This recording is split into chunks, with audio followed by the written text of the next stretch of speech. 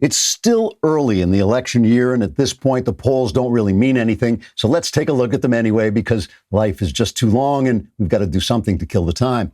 The latest polls show that Joe Biden would defeat President Donald Trump if the election were held today in the fairyland of the media's imagination, where lies turn to chocolate bars and melt on the tongue.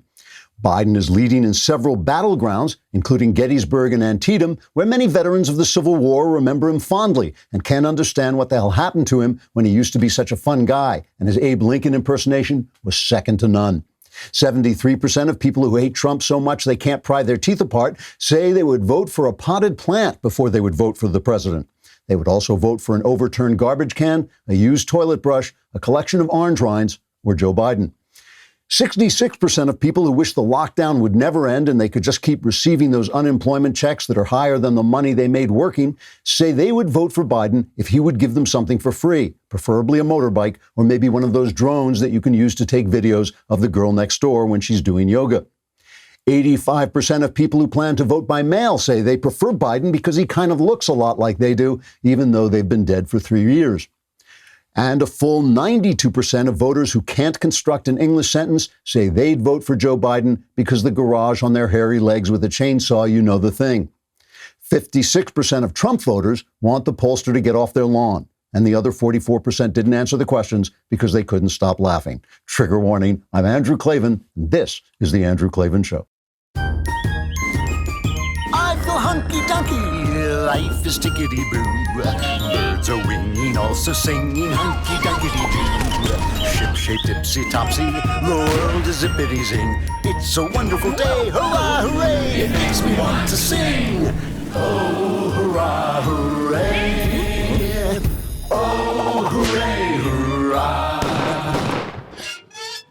All right, we're still trying to build up those subscriptions on the Andrew Klavan YouTube channel. Please go over and subscribe. It doesn't cost you anything, and it helps us, and we're following your comments. We do pay attention to your comments. We've got one from Tommy Jacobs, who says, my wife has never watched The Klavan Show, but has started singing along with the intro every time she hears it. And Robert Carlson answers, plot twist, your wife secretly is in love with the great bald keeper of knowledge, and only by her inception do you want to even watch the show. It's all an elaborate ruse while your wife slowly leaves you for Andrew. So we're having a very complex fantasy life on YouTube, and have your wife call me.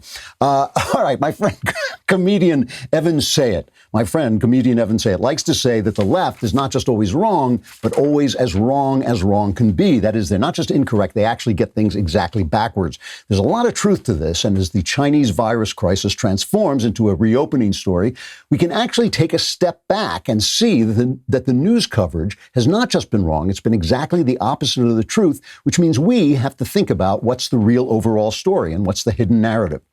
Every day we've heard that there was some scandal in the Trump administration when there wasn't, and every day the press touted the Kung flu response of blue governors in places like New York, Pennsylvania, New Jersey, and Michigan.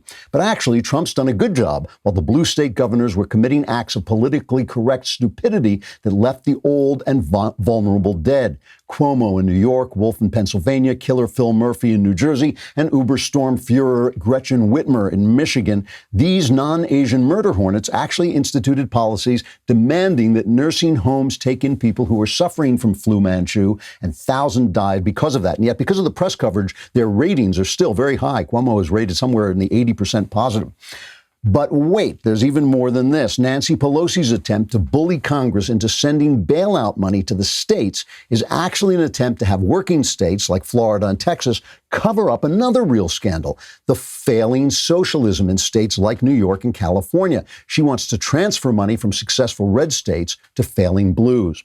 And all the while this is happening, the press is instituting another cover-up, another lie, which is that Joe Biden is a realistic candidate. He's doing a very bad imitation of a normal old-style Democrat politician, when really what he is a wooden dummy being used by socialist ventriloquists like Pelosi and Bernie Sanders to push their leftist policies under cover of normalcy. So you got bad Trump, good Democrats. That's the story. The real story is bad and incompetent socialists trying to sneak their way into the White House behind a make-believe candidate, while the rest of us prop up their failures. That's the actual story that's being hidden, and the story they're telling is the opposite one. Let us talk about Ashford University. When it comes to your future, you want to dream big, the bigger the better, and the dream of a better tomorrow starts with a degree from Ashford University. Look, we're all going to be looking for work soon, and the more degrees you have, the better it is for you. The more education you have, the better it is for you to find a job. A lot of competition. Ashford University's online bachelor's and master's degree programs allow you to learn in a convenient and flexible schedule from home. At Ashford, expert faculty teaches you real-world skills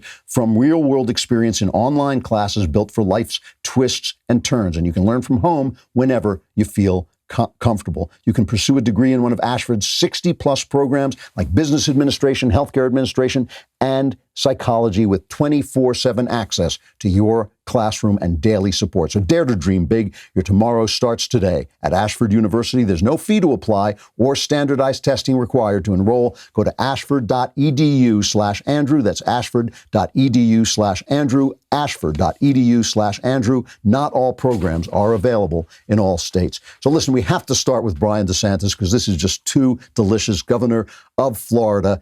He came under fire from the media because of the firing of a woman whose job it was to display data obtained by the Department of Health's the disease people. She was supposed to publish this information, and so they basically accused him of hiding information, and he went off on the press. Our data is available. Our data is transparent. In fact, Dr. Birx has talked multiple times about how Florida has the absolute best data. So any insinuation otherwise is just typical partisan narrative trying to be spun. And part of the reason is that because you got a lot of people in your profession who waxed poetically for weeks and weeks about how Florida was going to be just like New York.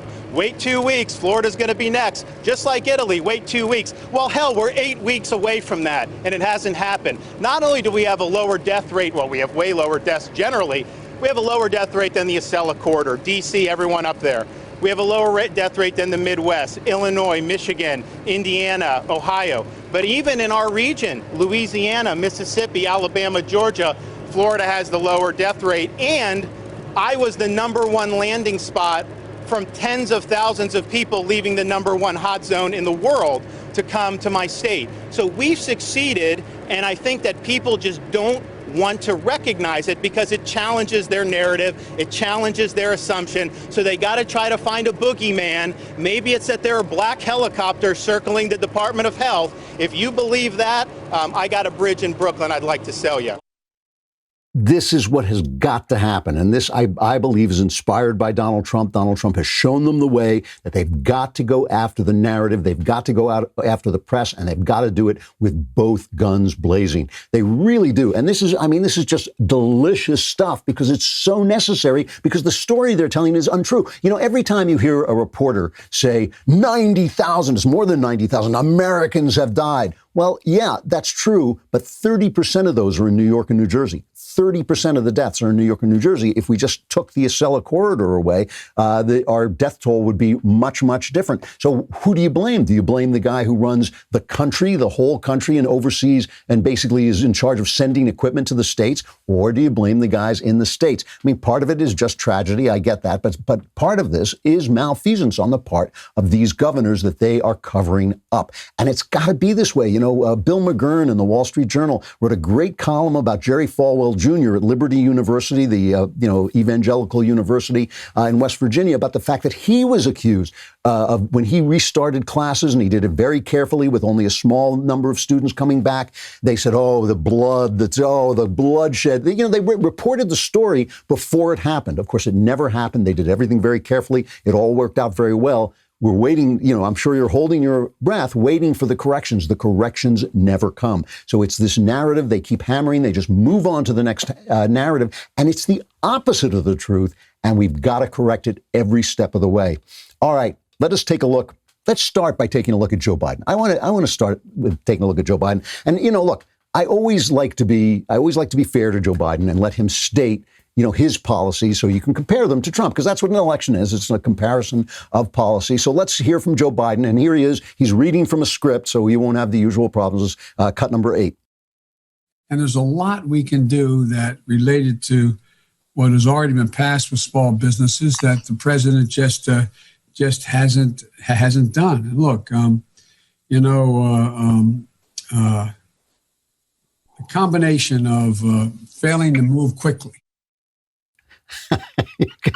You gotta be kidding me. You gotta be kidding me. I'm telling you, this guy he's a ventriloquist dummy. Whoever is speaking through him is speaking through him. And the reason, remember, let's not forget why he's there. He is there because the Democrat establishment said we are never going to win with firebrand socialist Bernie Sanders. So we'll put this guy, we'll hold him up, we'll prop him up, we'll turn him into a hologram, we'll broadcast him. And in a way, they got a big break. They got a big break with this with this Chinese flu, because he doesn't have to come out of his basement, and he just pops up for a couple of minutes a day, and he can almost string a sentence together, almost.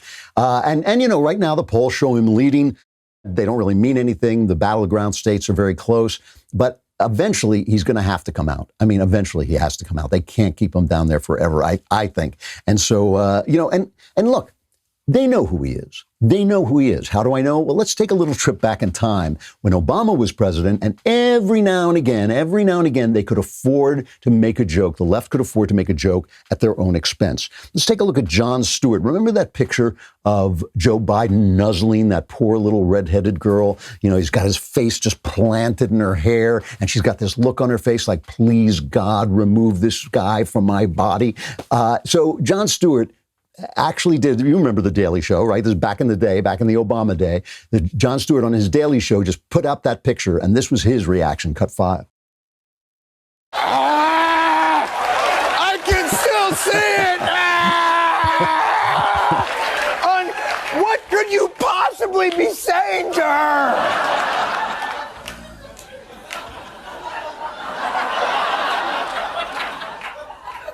Be still, my child, while I absorb your precious life source.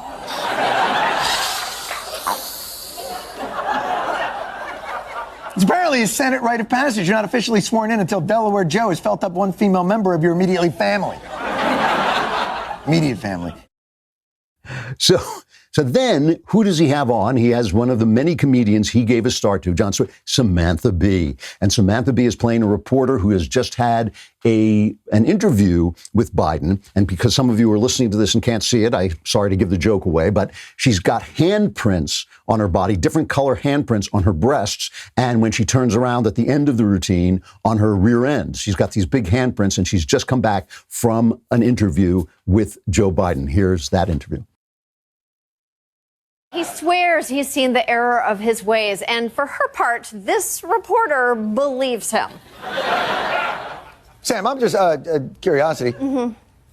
What was Biden doing while you spoke with him, Bunny?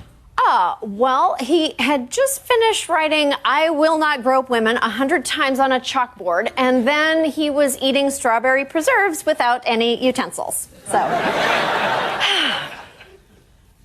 So he's keeping busy with his hands. Yes, a whirlwind of activity, John. Yeah. And then as he began to change the oil on his motorcycle while also enjoying some Cheetos, I turned to leave, and say goodbye. But Biden turned to me and he said, come back so I can shake your hand. And I did, John. The vice president shook my hand. Can you believe it? Well, great interview, Sam. Thank you so much.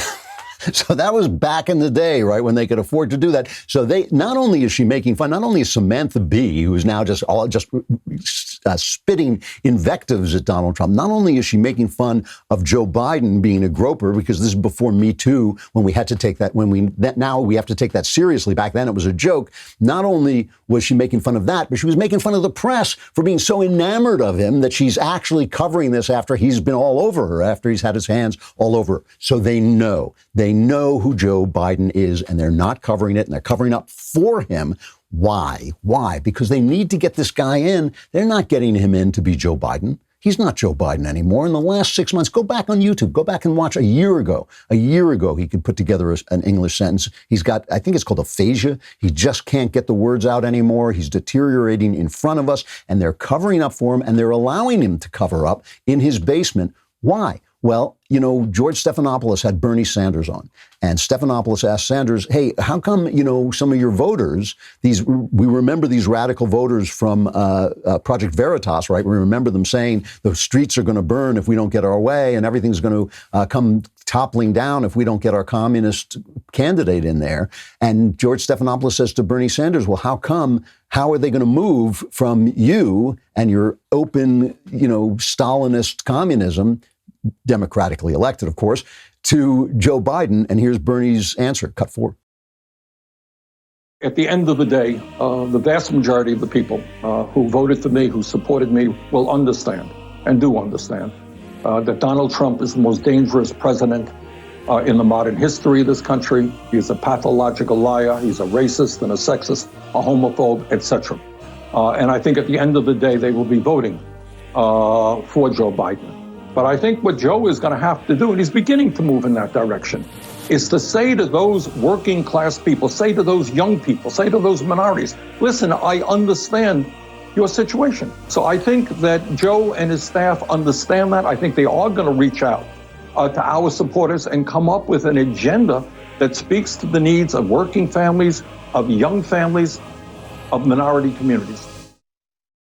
So don't worry, Joe is going to be a leftist. And if he's not a leftist, if he himself won't mouth Bernie Sanders' policies, it doesn't matter, because Nancy Pelosi will really be the one, the Joe McCarthy working, Bergen, working the ventriloquist dummy and really saying it will really be her words and her policies.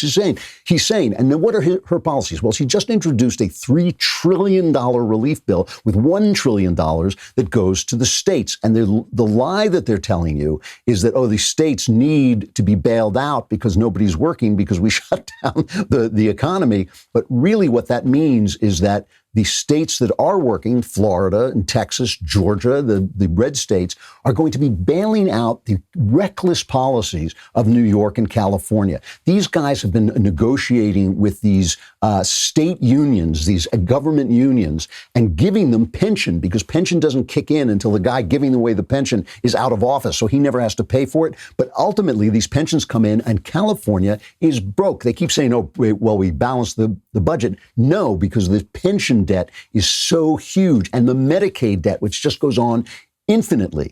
Here is Rick Scott, right, who was governor of Florida, now a senator, pointing out the fact that in New York, taxes go up, the deficit gets bigger, the people are bleeding, they're leaving the state, whereas in Florida, people are coming into the state, there are no state taxes, and there's a balanced budget. And here he talks about how that happened. This is Rick Scott.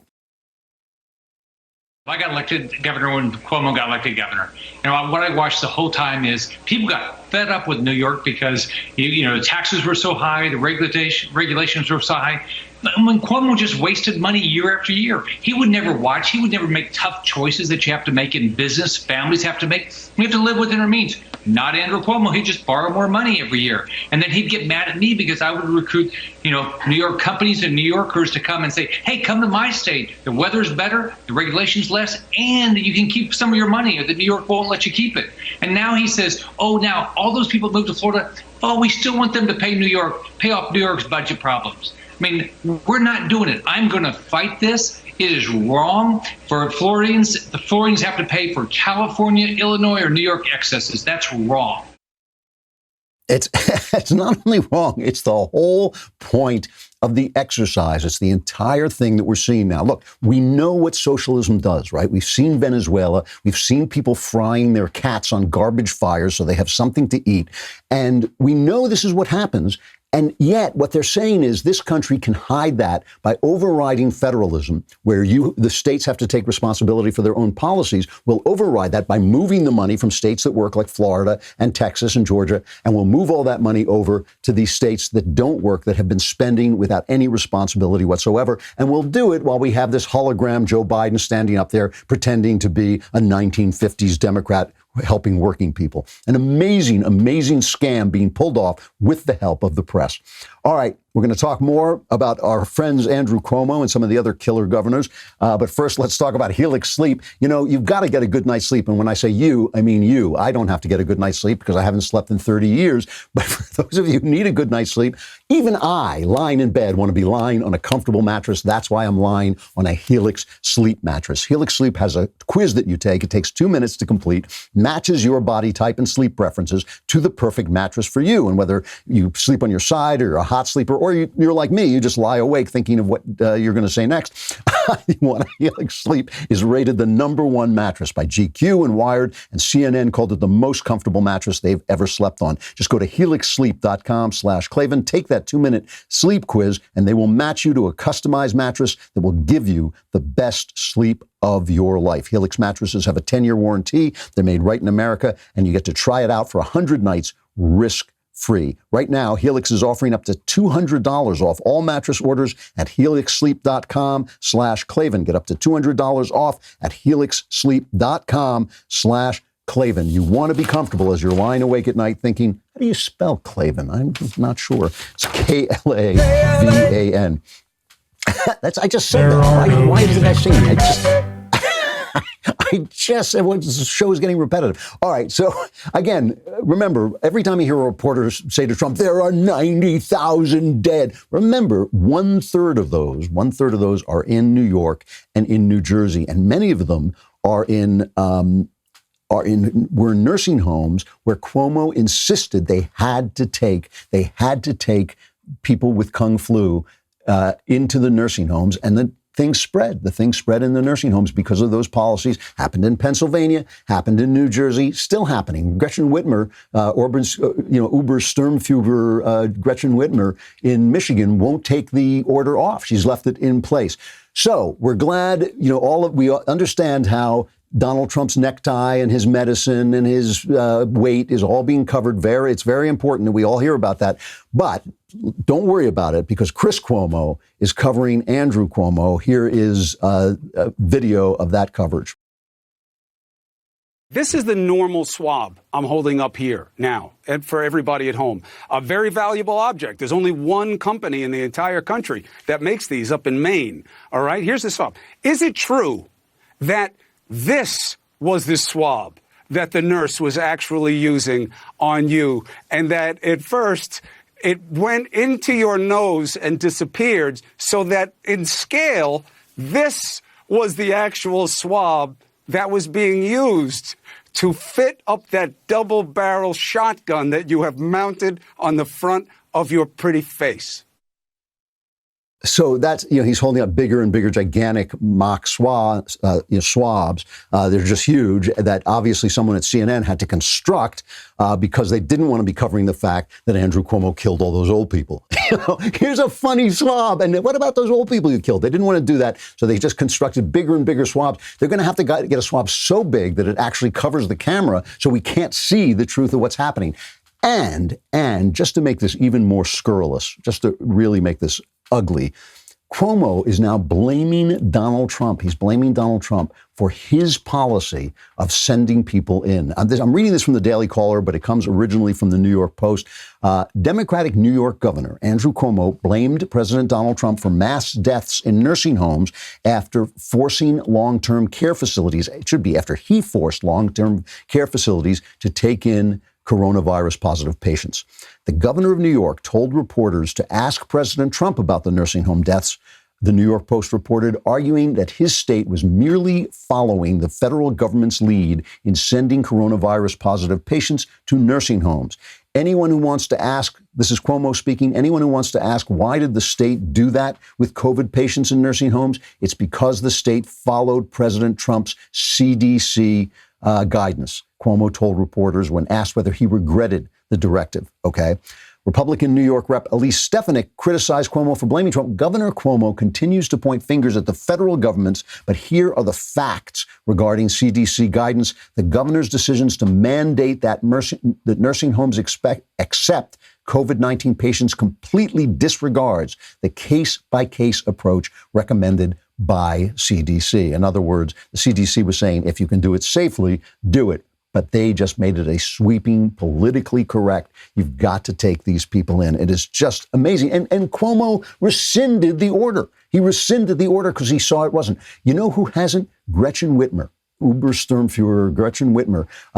She continued to extend. She extended the protections for all employees and residents in long-term facilities. It's critical that employees at long-term care facilities have access to the resources they need. This is what it says. But what it means is they've got to keep taking sick people into nursing homes. And then there's Killer Phil Murphy in New Jersey. Now, I have to just pause for a minute here. He was interviewed by MSNBC's Willie Geist. And obviously MSNBC left-wing stations, so they're touting fear, they're touting, Democrats and all this stuff. But Willie Geist, we got to give him credit. He asked this question twice. He says, are you sorry that you didn't rescind this order the way Cuomo did? Are you sorry you didn't pull this order the way Cuomo did? And listen to Killer Phil as he basically dodges it's amazing. He dodges the question. Was that a mistake, and are you looking at overturning that in the same way that Governor Cuomo did in New York? Yeah, so Willie, the tragedy within the tragedy, you've said it, is in long-term care facilities. That's not just in New Jersey, it's in the country, but it certainly is in New Jersey. And a big percentage of the lost lives come from there, including, as you said, from our veterans' homes. It's been an incredibly uneven performance by the operators. We started long before March 31st. Our Department of Health started on this with directives for long-term care. We put the National Guard in. The VA is in these homes. The Attorney General is actually doing an investigation. We hired a national firm, not just to tell us when this is over what we could have done differently. We want them to tell us now what we could do differently or could have done differently. They're actually working on that right now. I don't want to jump the gun. He's actually blaming the nursing homes for the results of his directive. That is what the guy is doing. He is looking straight into a camera. And Geist, I got to say, Willie Geist at MSNBC, he was very polite. He said, yes, some of the nursing homes have performed badly, and he asked the question again. And of course, Murphy dodges the question again. This is amazing stuff. These are actual scandals, actual malfeasance. In fact, if Andrew Cuomo came out and said, yeah, that was a terrible mistake, he did rescind the order, which is good, the directive, but he's never taken responsibility for what happened, and none of these guys is taking responsibility. And now Cuomo's blaming Trump, which is amazing, right? If they came out and said, yeah, we made a tragic error, these things, we never saw this before, this is a once-in-a-lifetime pandemic, and we make mistakes. The problem with that is it would ruin the narrative that Donald Trump is doing something wrong. Just amazing stuff. And meanwhile, they're trying to make a scandal out of the fact that Trump has fired the Inspector General in the State Department. They're trying to say that he's covering up for Mike Pompeo, that Mike Pompeo was being investigated by the Inspector General. Pompeo says that's not true. We have a clip of that. There are claims that this was for retaliation, for some investigation that the Inspector General's office here was engaged in. It's patently false. I have no sense of what investigations were taking place inside the Inspector General's office. Couldn't possibly have retaliated for all the things. I've seen the various stories that someone was walking my dog to sell arms to my dry cleaner. I mean, it's all just crazy. It's all crazy stuff. So I didn't have access to that information, so I couldn't possibly have retaliated. Would have been impossible. So the right conservatives have said, Barack Obama fired IGs as well, right? And he fired this guy, Gerald Walpin, who had discovered that money that was going to AmeriCorps, this left-wing organization, was being misused. And so Obama fired him. And so one of those I think it was factcheck.org or whatever it was, says, no, because Trump has fired 4 IGs and Obama only fired 1. But in fact, when Obama was president, 47, that's more than half of the inspector generals in the country, 47 of them, signed an open letter decrying the Obama administration's stonewalling of their investigations. The White House, they said, had placed serious limitations, as a quote, serious limitations on access to records that have recently impeded the work. So it's this whole scandal, follow the scandal, that is really a cover-up. The scandals of the Trump administration are cover-ups of the scandals, A, of the Obama administration, B, of the incompetent states like New York and California that are ruining their states by overspending, by kowtowing to public sector unions. And the scandal, obviously, of the Obama administration, which is the scandal of the press. That is the scandal of the press. It is the press that is the Nixonian cover-up organization, which is an amazing fact, really, when you think about it, that the people, I started out by saying not only does the left get it wrong, they get it backwards. So the people who are supposed to be spreading information are actually covering information and spreading false information. That's the situation that we're in, which is why that DeSantis cut is so beautiful. All right, let us talk for just a moment about Stamps.com. When you want to go to the post office, the one thing you don't want to do is go to the post office. You want the post office in your computer. You do not want to get down there and have to stand on line 6 feet apart from the guy in front of you with a mask. The post office has all kinds of great stuff you want to use, but you can get them through Stamps.com. With Stamps.com, you can print postage on demand, skip the lines and crowds at the post office. Plus, you can actually save some money with discounts that you can't even get at the post office. As if that weren't enough, Stamps.com also offers UPS services with discounts up to 62% and no UPS residential surcharges. Stamps.com brings all the services of the U.S. Postal Service right to your computer in the safety and comfort of your own home, office, or anywhere else you are hunkering down. Simply use your computer to print official U.S. postage 24/7 for any letter, any package, any class of mail, anywhere you want to send, and just leave it for your mail carrier, and it's that easy. Right now, my listeners get a special offer that includes a 4-week trial plus free postage and a digital scale without any long-term commitment. Just go to Stamps.com, click on the microphone at the top of the homepage and type in Klavan. That's Stamps.com, enter Klavan, and write to the President of the United States and say, Mr. President, how do you spell Klavan? And he will tell you it's Klavan. There are no easy.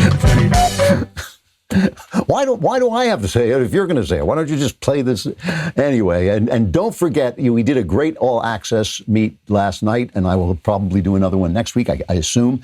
But so you want to be an all access member by the time that happens, so you can ask me all the questions and have all your problems solved. I love talking to you, but you got to be a subscriber, and all access is our highest tier subscriber. So if you become an all access member, we will give you 2 of these leftist tiers for when Cuomo is finally exposed. You're going to need 2 of them. They are solid gold, as you can see, diamond encrusted, as you can also see the diamonds glittering. Now I feel like I actually work for CNN, just trying to sell you something that's not there, but they are great. And the most important thing is that you use my name when you get your all access membership. You get 15% off with coupon code Klavan right now. Plus, you have the satisfaction of not putting in Knowles' name. So it's not just the positive satisfaction of putting in Klavan, Klavan. You have the positive satisfaction of not putting in Knowles' names. And we charge you extra for putting in Knowles' name because of what it says about you. So it's dailywire.com/subscribe. Use Klavan to get 15% off. Speaking of Klavan, we have Spencer Klavan, no relation. He asked me to say that. He's coming up to talk about his new Young Heretics podcast.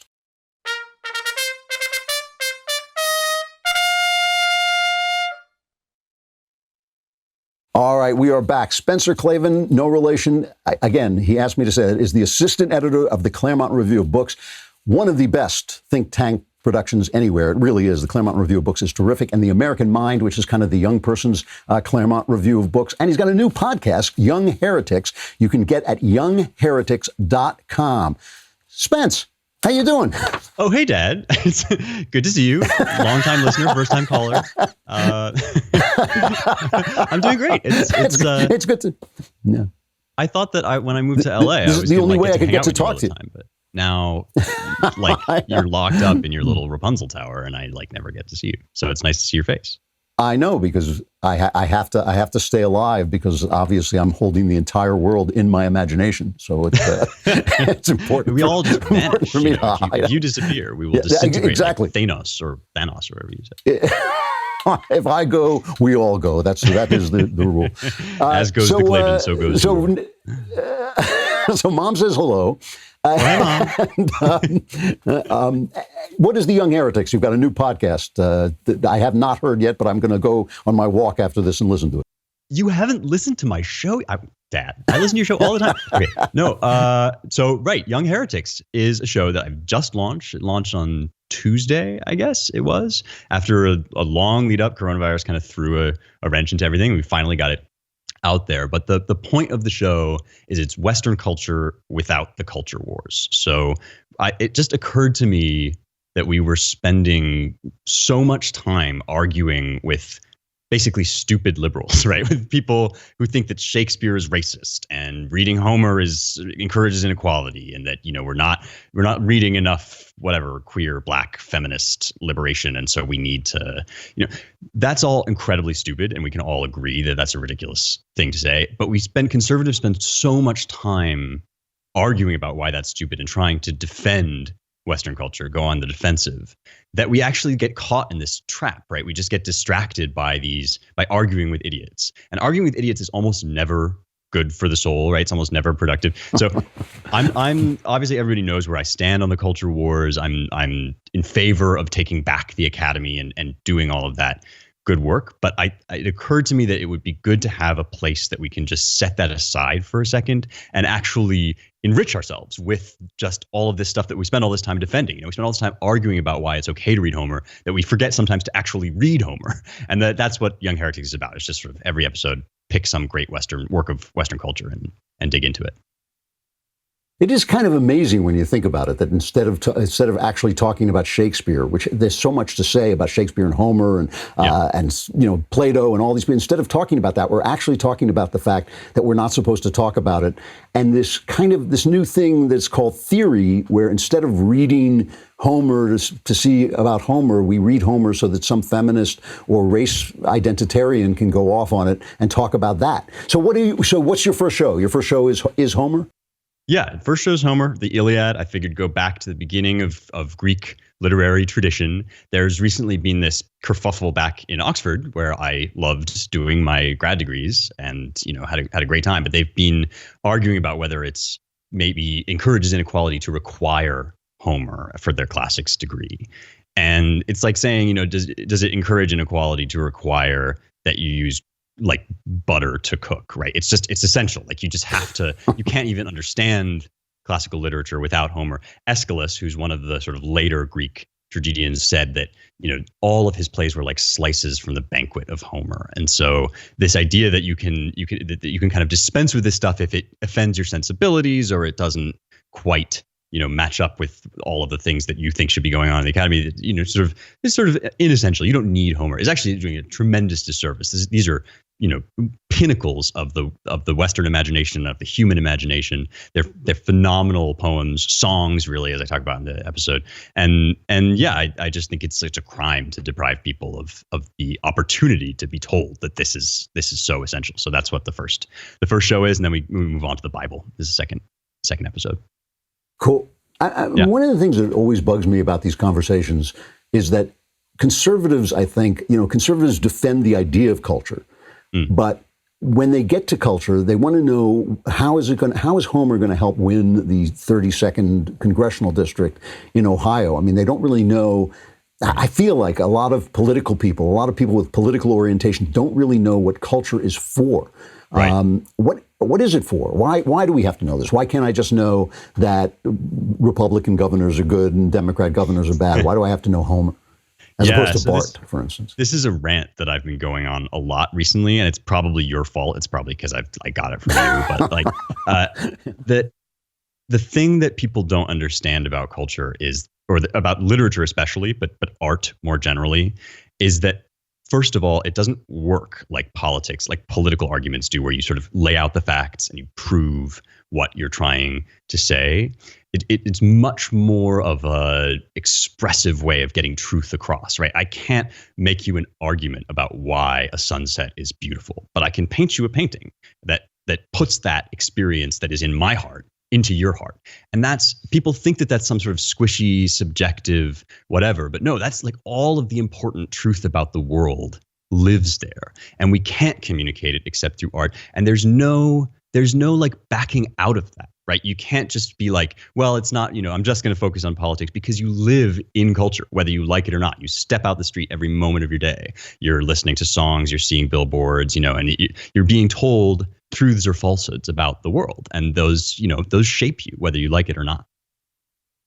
You know, it is amazing. I mean, we don't understand that this actually is the argument we're in, that the idea of this inner person, this inner experience that they have. People talk about reductively as feelings, but it's not feelings. It's everything. It's your joy. It's your love. It's all the things that you experience. And what we have is we really have a group of materialists saying, oh, we'll give you a pill for that. You're unhappy? I'll give you a pill and then you'll be happier. And we basically have taken away the experience of being human, which is what freedom is really all about, and what all these works of poetry and great works of philosophy are all about. It's about the experience of being a human being, which I think is what we're sort of being sold is not that important. Here's a universal income and an antidepressant, and go your way, and everything will be fine. Have fun. Yeah, exactly. Yeah, have fun. So you were in England. How long were you? And obviously, we raised you the first. You were 8 from 2 to 10, I think, in England. But then you went back to Oxford. You may recall that I was a child once, and that we lived in London. I know. I remember you were like that kid in The Omen. You got that English accent, and you were terrifying. Hello, Daddy. I used to think like you were going to come and steal. I used to think I was going to wake up and find you like with a ceremonial dagger above my head. I'm just glad you remember. I thought I was going to have to be like, I'm your son. My name is Spencer. Yeah, no, they actually prepped me in my ear with this. Oh, good. Right.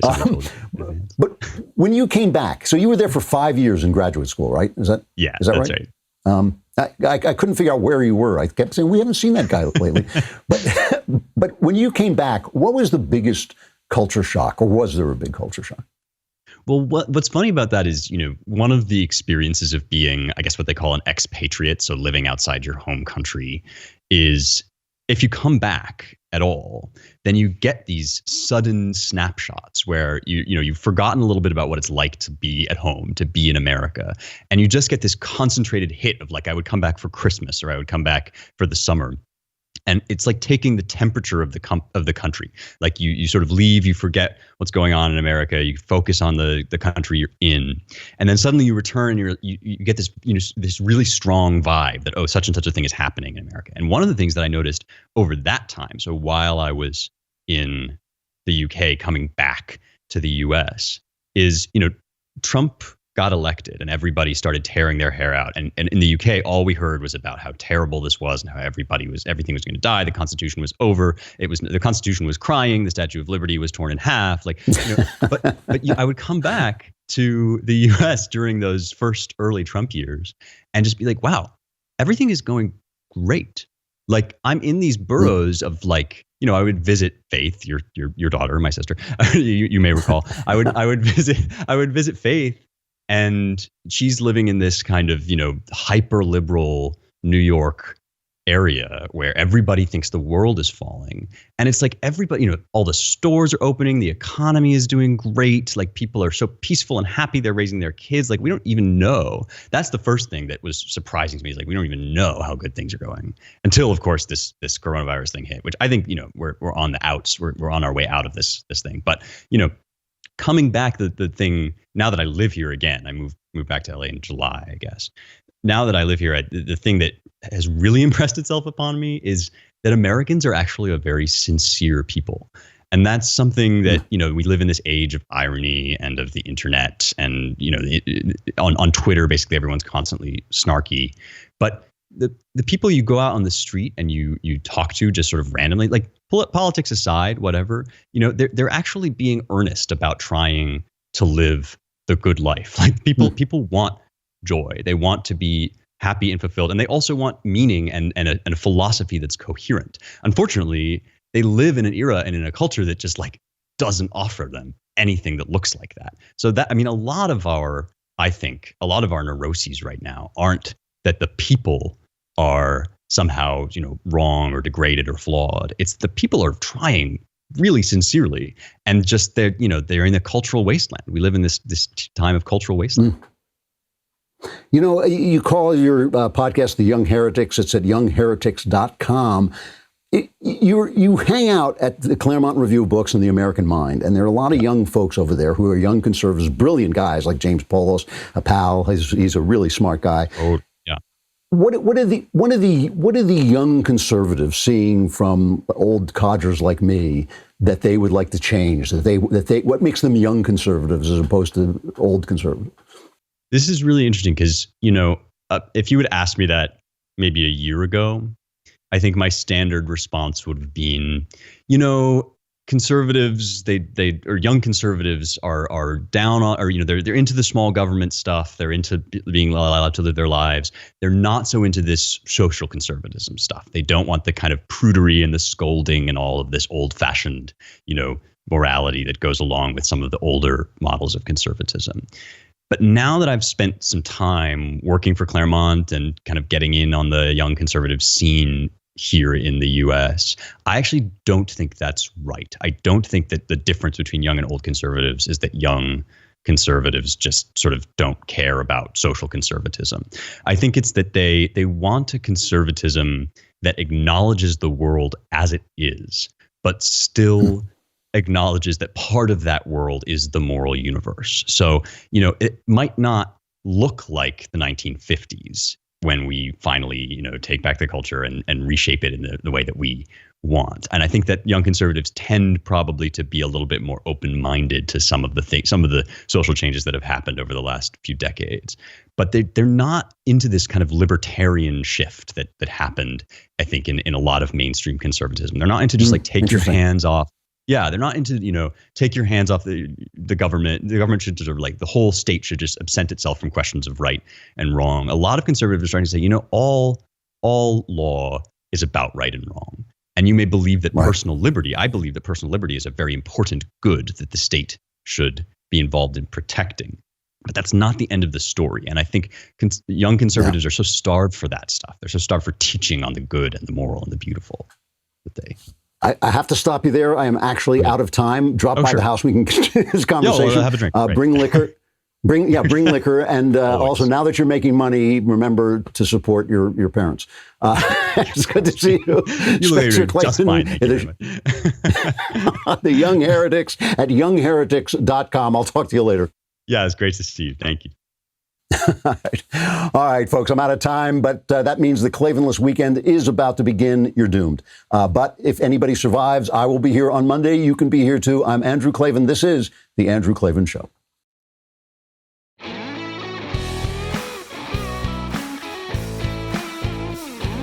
The Andrew Klavan Show is produced by Robert Sterling and directed by Mike Joyner. Executive producer, Jeremy Boring. Technical producer, Austin Stevens. And our supervising producer is Mathis Glover. Assistant director, Pavel Wydowski. Edited by Adam Sayevitz. Audio mixed by Robin Fenderson. Hair and makeup is by Jesua Alvera. Animations are by Cynthia Angulo. Production assistants, McKenna Waters and Ryan Love. The Andrew Klavan Show is a Daily Wire production. Copyright Daily Wire 2020. The Matt Walsh Show, it's not just another show about politics. I think there are enough of those already out there. We talk about culture because culture drives politics and it drives everything else. So my main focuses are life, family, faith. Those are fundamental, and that's what this show is about. I hope you'll give it a listen.